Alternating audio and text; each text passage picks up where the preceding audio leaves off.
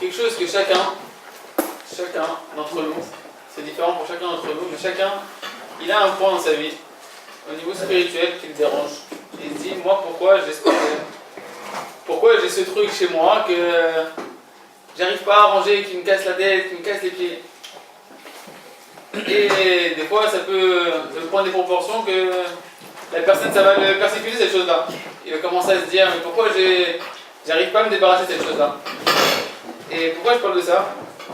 Parce que on a entendu que chacun a une mission. Et que Kadosh Baruch Hu, on doit lui demander, c'est quoi ma mission? Il faut savoir qu'en réalité, le plus grand cadeau qu'Hachem lui fait, un des plus grands cadeaux qu'Hachem lui fait à chacun d'entre nous, c'est que des fois, il nous enfonce dans une espèce de trou noir et on se dit, mais qu'est-ce que je fais là? Pourquoi j'ai ce truc-là? Et en réalité, le Harizal, il dit comme ça, il dit que si tu veux savoir pourquoi tu es là, regarde où c'est difficile. Qu'est-ce qu'Hachem t'a mis difficile dans ta vie? Qu'est-ce qu'Hachem t'a mis difficile? Et contrairement à ce que nous on croit, nous on a tendance à se dire, tu vois, je me rends compte que maintenant que j'ai lancé dans la Torah, j'ai un grand empêchement, c'est ce point-là. Par exemple, on va prendre un sujet qui aujourd'hui, quasiment tout le monde a des difficultés, par rapport en tout cas à ce qui est attendu de nous et par rapport à l'ampleur que ça a. Tout ce qui est se préserver de la débauche. Aujourd'hui, dans le monde dans lequel on est, on se dit, mais comment on va faire? Comment on va faire pour réussir à avancer avec tout ce qu'il y a aujourd'hui, l'Internet, le iPhone, les affiches, quelqu'un qui n'est pas marié, j'en parle même pas comment c'est difficile pour lui. Et ça peut être sur n'importe quel sujet, ça peut être sur la colère, ça peut être sur quelqu'un qui est assoiffé d'argent. Alors que nous, on croit que ça, c'est ce qui nous éloigne le plus à Kadosh Baruch Hu, parce que c'est la chose qui nous embête le plus chez nous. En réalité, à Kadosh Baruch Hu, il t'a fait naître. Et comme on disait tout à l'heure, il te donne toutes les conditions pour que tu puisses faire ta mission, et ça fait partie des éléments qui vont contribuer à faire ta mission. De quoi? Ce qui t'embête. Pourquoi? Parce que si jamais Kadosh Baruch Hu, il t'enfonçait pas dans un coin, il ne mettait pas une grosse pancarte, regarde, t'as un problème, alors moi je ne comprendrais jamais que ça fait partie de ma mission de réparer ce problème-là. C'est-à-dire que Kadosh Baruch Hu, il va faire un grand cadeau à quelqu'un en lui faisant prendre conscience qu'il a un grand problème et qu'il a quelque chose qu'il doit réparer. Et comment Kadosh Baruch Hu va lui faire prendre conscience de ça? Ben, c'est que la personne, ça va être dur pour elle. La personne, elle va tomber. Et elle va retomber dans le même endroit, à chaque fois dans le même endroit. Elle se dit, pourquoi moi je tombe toujours dans le même endroit? Pourquoi moi j'ai toujours le même piège et ce même piège, je tombe toujours dedans? Nous, on croit que ça, c'est le Yetzer Hara. On croit que c'est le Yetzer Hara, et moi je suis un nul, et j'arrive pas, et je comprends pas comment je vais faire. Or, la réalité elle est tout autre. La réalité elle est complètement autre. En réalité, Kadosh Baruch Hu, c'est lui qui te fait un cadeau, que pour te mettre un panneau, pour que tu saches qu'est-ce que tu dois travailler, alors il te met dans une situation qui te dérange, qui te laisse pas tranquille. Une situation que tu n'arrives pas à dormir tranquille et que dès que tu te mets devant le miroir, tu te dis mais ce truc-là, il va me quitter un jour ou pas? Pourquoi? Parce qu'en réalité, Kadosh Baruch Hu, il sait que c'est cette chose-là pour laquelle toi tu es venu. Et toi aussi, ta neshama le sait. Toi, tu en avais conscience avant de venir ici. Ton âme, elle le sait. Avant de venir dans ce monde-là, chacun il sait ce pourquoi il s'engage à venir ici. Qu'est-ce qu'il doit réparer, qu'est-ce qu'il doit faire, etc. Mais pour nous donner, pour pas qu'on s'oublie avec toutes les belles choses qu'il y a dans ce monde et toutes les séductions de ce monde-là, etc. Alors Kadosh Baruch Hu, il te rappelle. Il te rappelle, il ne te laisse pas tranquille. Et pourquoi ça? Parce que comme vous avez entendu déjà plusieurs fois, l'essentiel de ce pourquoi on va dans ce monde, c'est pour se rapprocher de notre Créateur, pour se rapprocher de Dieu. Et Dieu, il a mis plusieurs moyens pour se rapprocher de lui. Il a mis la Torah, qui est un des éléments principaux pour se rapprocher de lui. Étudier la volonté de Dieu, sa pensée, sa volonté, qui est la Torah. Les mitzvot, les commandements. Il y a étudier la Torah, il y a la pratique des mitzvot. Et la prière. Et en réalité, pour pas que notre Torah, elle soit une Torah qui soit une Torah de théorie, que notre étude et notre service de Dieu ne soit pas un service qui soit un service de théorie, un service qui soit simplement intellectuel. Que Kadosh Baruch Hu, il veut qu'on prenne notre Torah et tous les éléments qu'il nous a donnés et qu'on arrive à vivre avec. C'est-à-dire ton problème, ce que toi tu appelles ton problème, en réalité, c'est le moteur par lequel Akadosh Baruch Hu, il va te rapprocher de lui. C'est le moteur par lequel Akadosh Baruch Hu, il va te faire te rapprocher de la Torah. C'est le moteur par lequel Akadosh Baruch Hu va te faire rapprocher de la prière. Pourquoi? Parce que voilà, toi tu as cette chose-là, et tu dis, mais je vais y arriver, je vais sortir de cette chose-là, qu'est-ce que je vais faire? Je vais commencer à étudier la Torah. Je vais commencer à venir un jour le jeudi soir, à un cours de Torah. Je vais commencer à prier à Dieu. Je vais aller voir un ami que je sais que lui, il n'a pas ce problème-là, ou quelqu'un qui est un peu plus érudit que moi, je vais lui demander des conseils. Et comme ça, je vais commencer à m'approcher de Kadosh Baruch Hu. Maintenant, vous allez me dire, mais c'est fatigant quand même. Ok, j'ai compris ça, mais c'est fatigant. Comment je vais faire pour vivre ma vie avec ça, tant que je ne suis pas sorti de ce problème-là? Et là, on en revient à deux principes qui sont fondamentaux.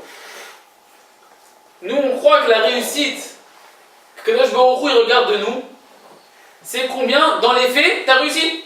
C'est-à-dire, tu as une épreuve, est-ce que tu réussis ou est-ce que tu échoues? Moi, ce qui me fracasse le moral, ou chacun d'entre nous, c'est quand j'ai une épreuve et j'échoue. Et qu'est-ce qui me fait que je suis très heureux? C'est quand j'ai une épreuve et que je réussis.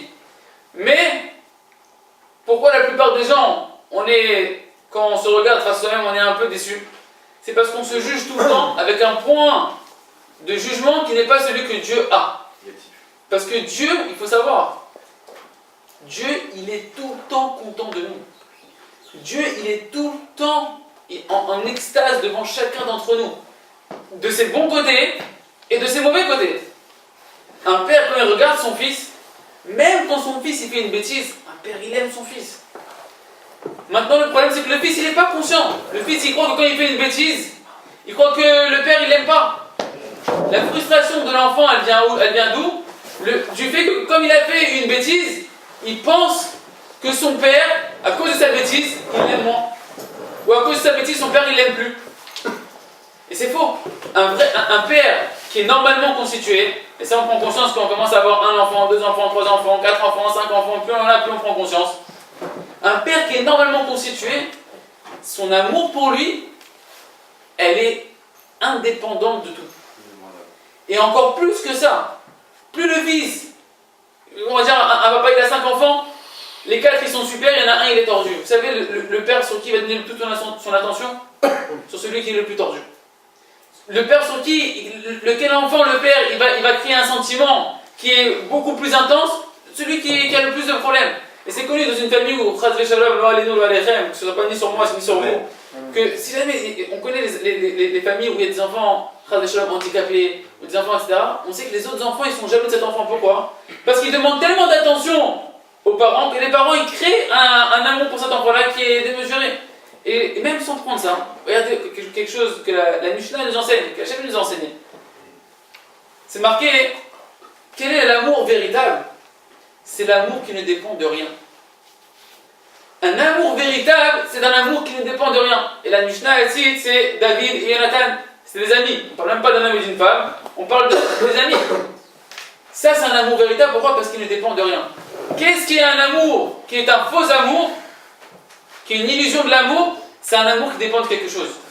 Si j'aime ma femme parce qu'elle est belle, c'est que j'aime pas ma femme et que cet amour un jour il va se terminer.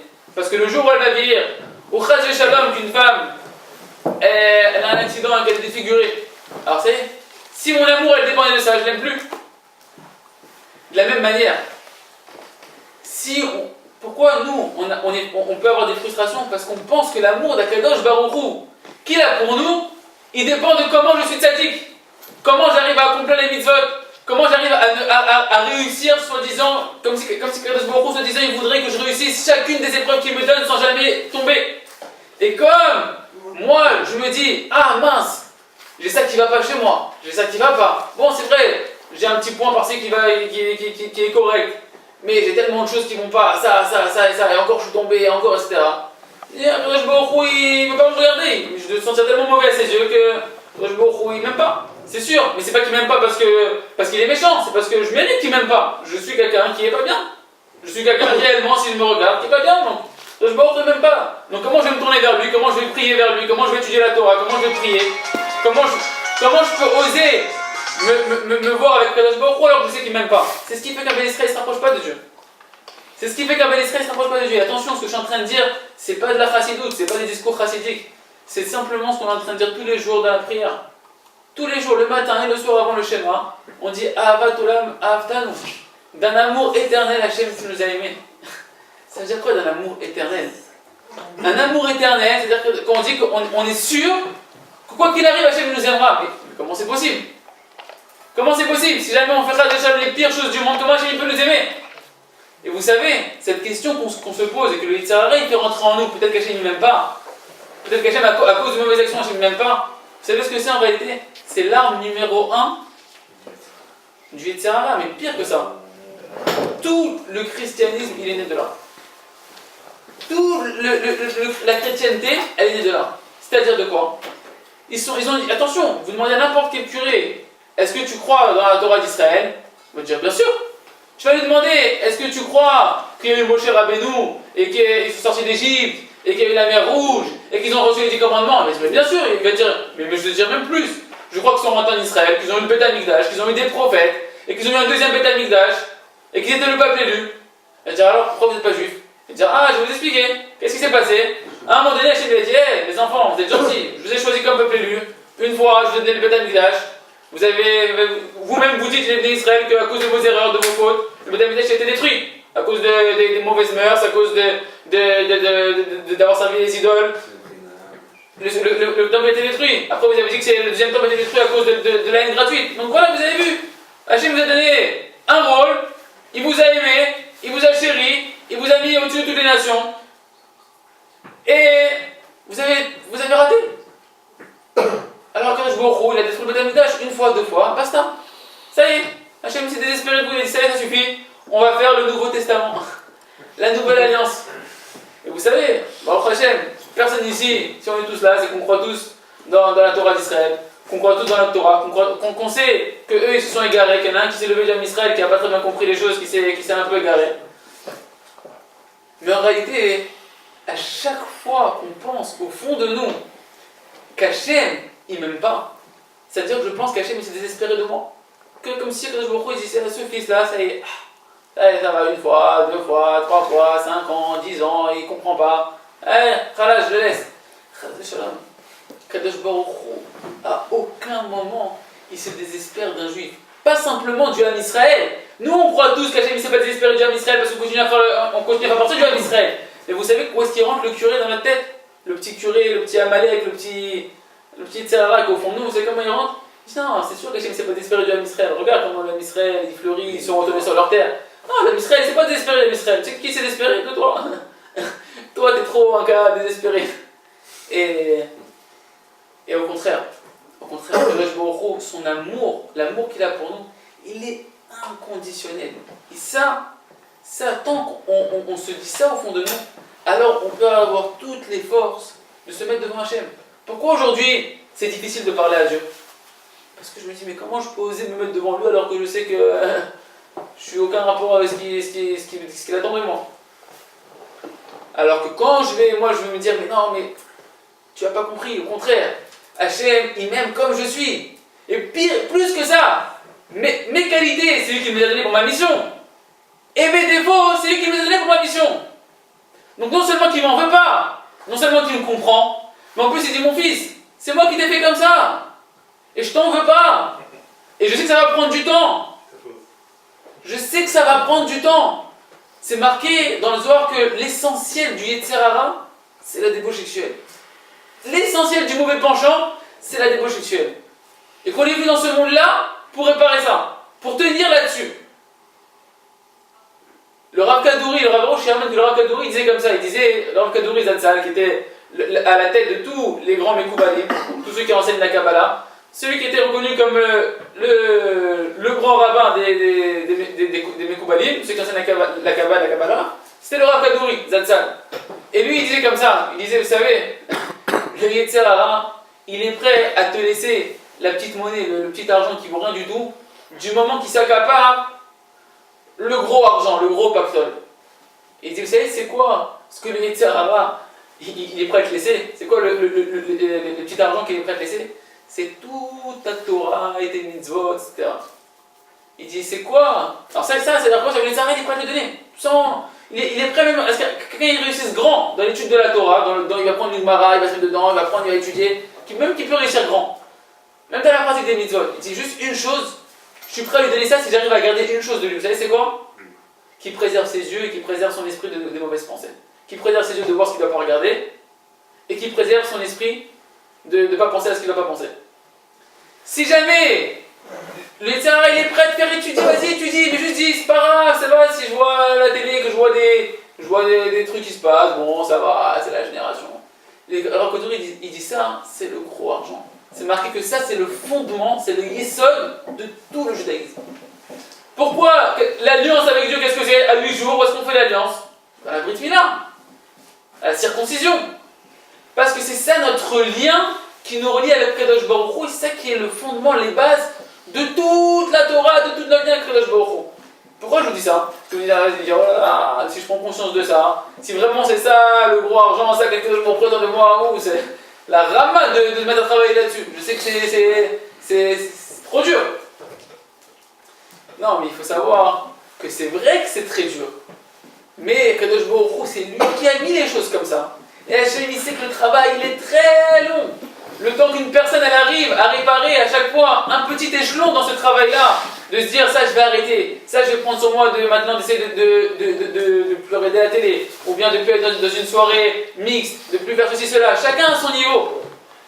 Kadosh Baruch Hu, c'est que ça va prendre du temps. Et nous, on doit être sûr que ce chemin-là, il ne va pas être fait que de réussite. Ce chemin-là, il va être fait de réussite et d'échec. Rabbi Nathan, il disait, quand tu prends le chemin de la tchouva, sache que tu vas devoir affronter des dizaines, attention, celui qui ne veut pas faire tchouva, qui n'écoute pas ça, et qui dit que c'est n'importe quoi. Celui qui veut faire tchouva, il doit entendre ça. Rabbi Nathan, il dit, quand tu veux commencer à faire tchouva, et quand on parle de tchouva, c'est le truc qui te dérange. C'est pas la tchouva qui est facile, tous les coins qui sont faciles, tous les trucs que tu arrives facilement à faire. Quand tu veux faire tchouva sur ce qui te dérange, et en réalité, c'est ça ta vraie tchouva, parce qu'on a dit que ce qui te dérange, c'est ce pourquoi tu es venu dans le monde. Tout ce que tu arrives facilement, le tzara te laisse, parce qu'en réalité, c'est pas tellement pour ça que tu es venu. Mais quand tu veux faire tchouva, c'est-à-dire sur ce qui te dérange, Rabbi Nathan dit ça, que tu vas devoir affronter des dizaines de milliers, des dizaines de milliers, des dizaines de milliers de montées et de descentes. De montées et de descentes. Et ça, Hachem, il le sait. Et Hachem, il n'a aucun problème avec ça. Le problème, qui c'est qui a un problème avec ça? C'est nous. Et comment on se fait attraper par les tzara? Pourquoi? Parce qu'à chaque fois qu'on a une descente, nous on se dit ça y est, j'ai une descente, allez, je reste par terre, je suis dans le chaos. Mais est-ce que vous avez vu quelqu'un qui va à la guerre? Quand il prend un caillou, il tombe par terre. Il reste par terre? Mais pas du tout. Il se relève tout de suite, il continue le combat. Quelqu'un qui veut faire un championnat international, il veut gagner le championnat du monde, vous croyez que quand il prend un coup, ça y est, il se met par terre et il reste par terre? Pas du tout. Il sait qu'il va en prendre des coups. Il sait, avant même de combattre, il sait qu'il va prendre des coups. Et il dit la différence entre celui qui va se relever et qui ne va pas se relever dans le combat, c'est celui qui dit je sais que je vais en prendre, mais quoi qu'il arrive, je vais me relever. Et à la fin, c'est lui que je vais mettre par terre. Et celui qui réussit en réalité, c'est pas celui qui a les gros bras, c'est celui qui a le plus de volonté à l'intérieur. Mais celui qui a le plus de volonté, il est obligé pour que sa volonté elle soit forte, de savoir qu'il va encaisser des tornades. Donc les tornades, il va apprendre à les encaisser. Et si ça, je ne le travaille pas, c'est impossible.